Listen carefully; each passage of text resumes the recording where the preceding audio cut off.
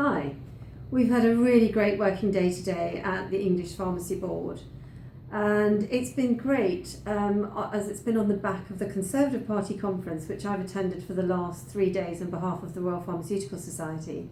We had a great conversation with Matt Hancock, the Secretary of State for Health, who's very on board with the digital agenda, and we talked to him about, well, in fact, he mentioned the word interoperability, which we all got very excited about.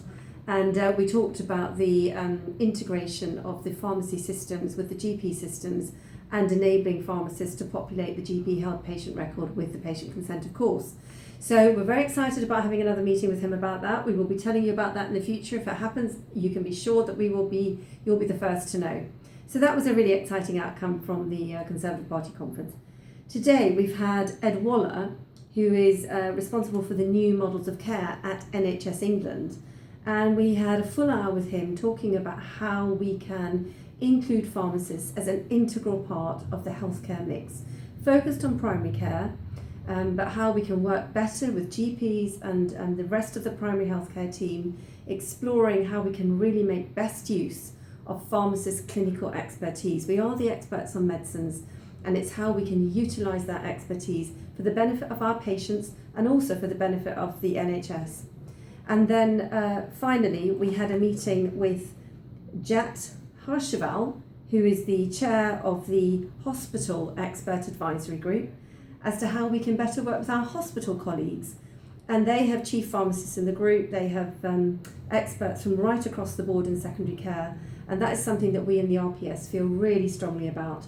Our USP is the fact that we represent the entirety of the profession. And so we are campaigning on behalf of community pharmacists, on behalf of GP pharmacists, and behalf of hospital pharmacists. And it was very exciting today to explore that further with Jat. And again, you're going to be hearing more about how we're going to be working with the RPS HEAG in the future. Finally, we had a great mental health campaign launch this year, and mental health is very high on our agenda in the profession. And so it's something that we will be continuing. We don't just start things, we see them through. And mental health will continue to be a priority through the rest of 2018, and we'll be looking to see that through into 2019. Mental health has to have parity with physical health. We believe that as pharmacists, we give advice on people's mental health medication, and it's important that we get recognition from the government for that as well. So thank you very much. That's the end of our working day. I'm going to go off and have some supper. And we hope to be talking to you at the end of tomorrow after the board day. Thank you.